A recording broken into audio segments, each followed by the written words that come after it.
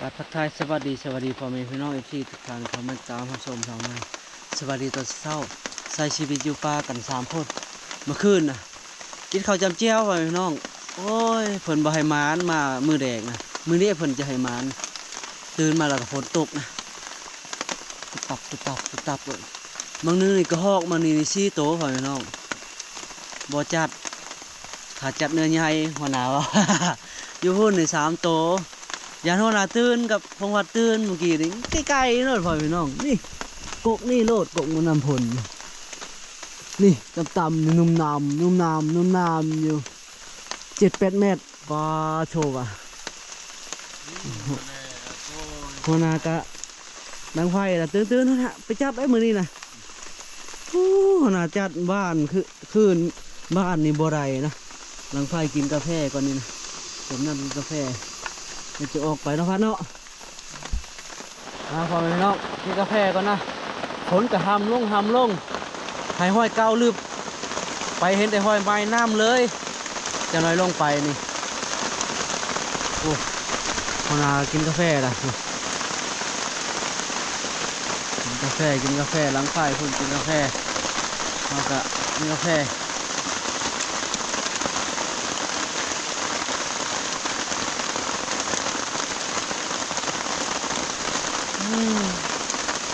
ครับอันนี้ได้ใจอันนี้ผมนะยอมหับกระหอกลายทางนี้ของเรากระหอกลายในนอนนะทางนี้นะว้าทำมาคักอันนี้พอเลยน้องยังไปเลยออกไปลาดเช่านะฝนแห้งนะเดี๋ยวนี้นะทำมากินกาแฟแล้วก็ล้นเติมละเช้าละ10 นาทีให้ฝนเช้าก่อนนะฝนเช้าจะออกไปหอยไม้ๆน้ำเลยนี่หอยไม้ๆแล้วโอเคเลยนะฝนนะไปเอาเลยน้องฝนเริ่มยาแล้วนะลงก่อนนะลงไปลูกภูคือเก่าฝนห้วยๆนะคือจีเศร้าละใสๆออกมานะลงไปหอมภูลูกภูคือเก่านะโอ้เป็นโกนนะอยู่หลุมคนเห็นบอกเป็นลูกภูเป็นโกนเป็นหลุมนี่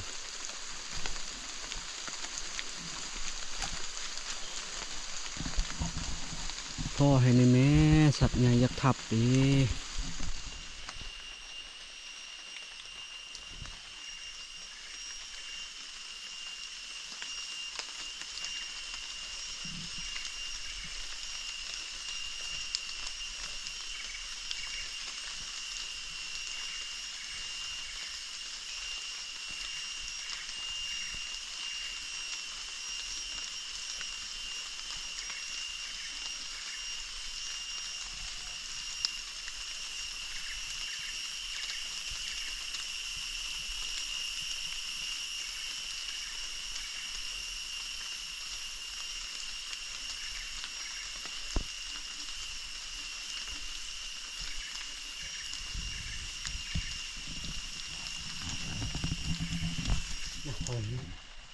ต้นมากไม้นะมากไม้ที่กินไหนเขาจะกินก่อนนะคือมักศิลาเตโบเมียนนะกินไหลนะมากไม้จะกินให้กันนะห้อยก็หอกกินนะห้อยก็หอกกินตกลงมานี่ก็หอกกิน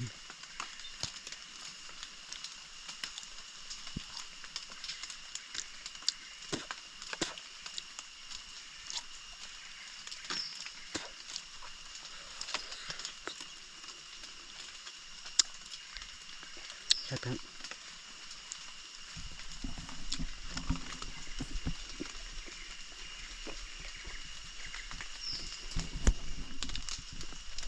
ไปต่อ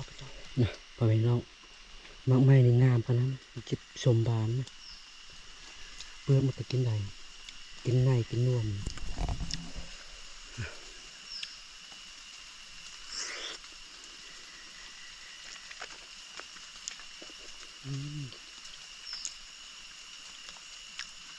รายการ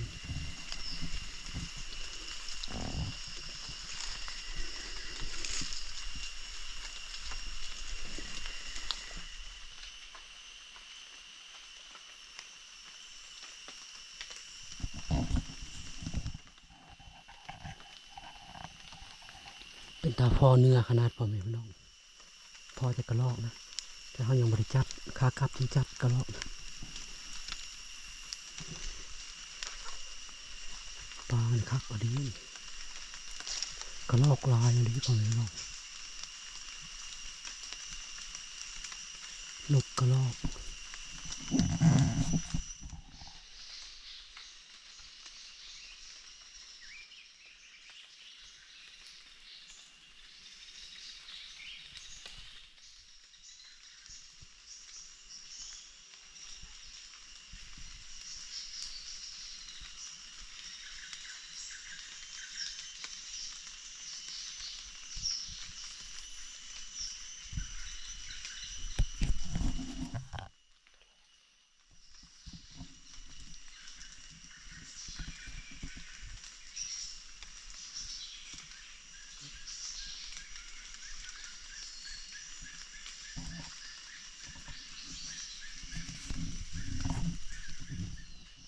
มันนำผลพ่อแม่พี่น้อง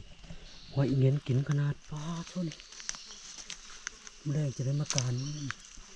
เงี้ยนกินขนาดนะต้นมันเท่งพุ่นนะแรกจะมาการบางหนึ่งพ่อใกล้ขัว2-3โตนะแลนไปจิ๊กบ่ทันนะพ่อพี่น้องทึบแห้งน้ำมันบ่ทันไป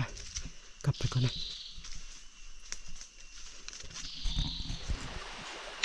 ฝนตกอีกแล้วพ่อแม่พี่น้องโอ้ปลาลายขนาดนี้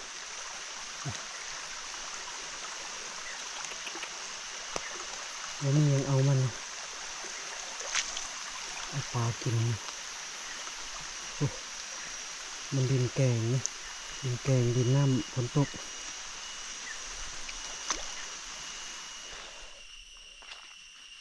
จนแดดออกมอกาแล้วยังบ่พอได้สัญญาณนะพ่อได้กระลอกเลยน้องปลานี่ปลาทุกคือขนาดปลาไหลการขนาดนะเจ้าบ่พ่อหอยหมูหลุดไปเก่าติดแตกอยู่แถวนี้หลุดไปเก่านะไม่ลำใหญ่ใหญ่อุดมสมบูรณ์ขนาดนะแถวนี้เฮ้ยหอยหมูหลุดไปเก่า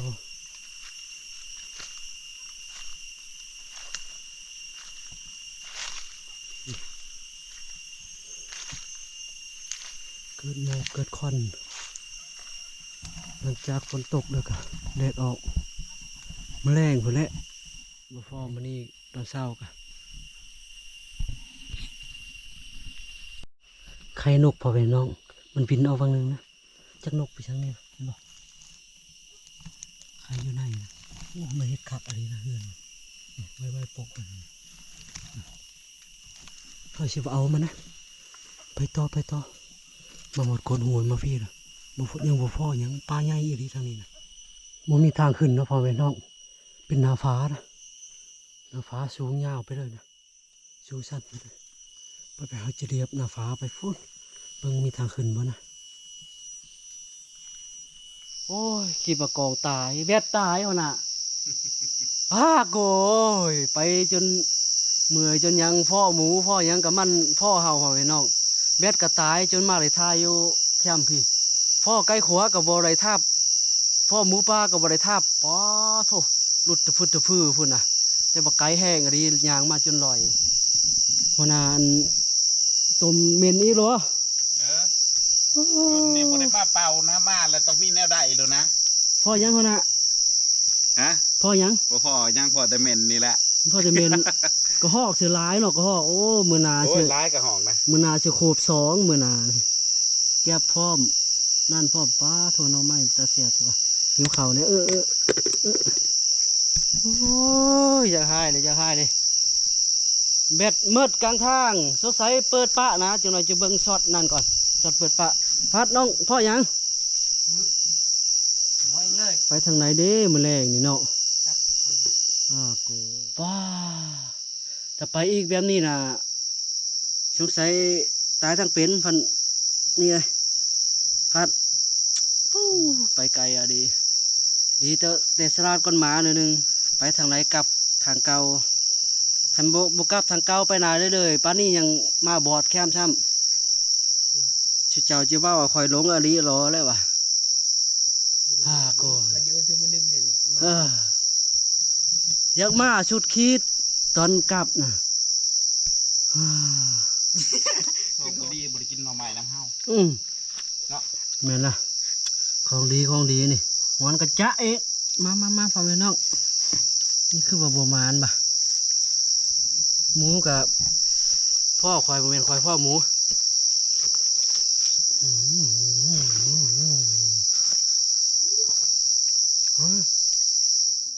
จืดแห้งนะพ่อนะ กินแห้งละแซ่บขนาด หน่อไม้ก็หวานเลยหวาน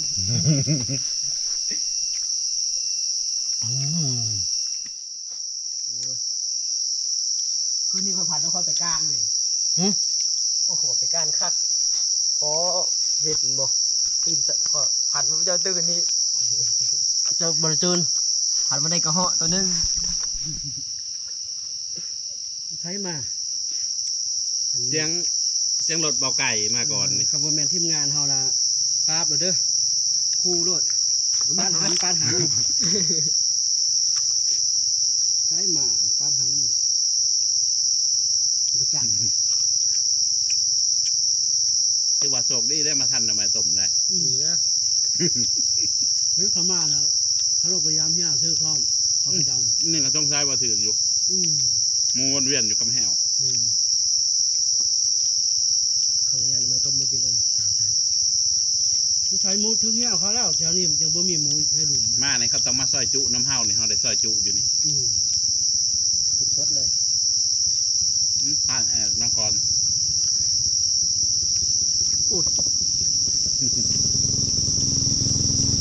มาเด้อซอยจุ มาได้เขาดีเลยนะ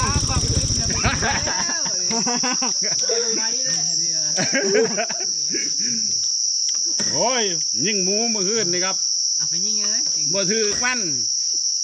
ก็มีเยอะหมู หมูเป็น10อู้เขาต้องใช้สึกแห่เกิดเด่นนี่นะ มันจะคน คือเก่า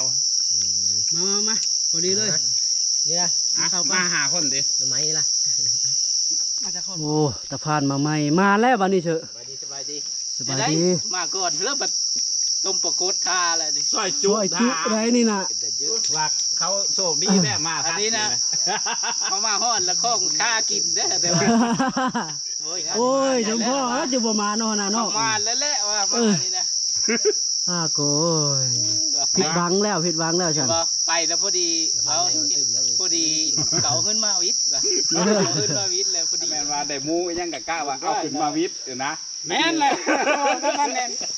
ชุบเพิ่นสีโอ้ยเด้อว่าคันชุบเพิ่นได้หมูลุ่มลับ มาซอยจุเลยนี่นะ สบายดี มาสบายดี สบายดี มานี่ซอยจุ อันนี้ แค่เท่าไร สมพ่อถ้าเจ้าจังบ่เอาหมูเนาะแม่นเลย โอ้ยมันขึ้นหัวหน้าทับเบาหัวหน้าว่าน้องมาแสบกันกับนกเขาเอาลีเลย ยิงอยู่เชียว ลุมนี่ไปเถอะป้าดูนัดหมูเป็น10ผู้ได้ แหวเลยจ้ะ สงสัยถึงแห้วยังวะ ให้ยิงจัวเลยแหวนี้ได้ไปยำนะ นี่ใช่ ผู้นะ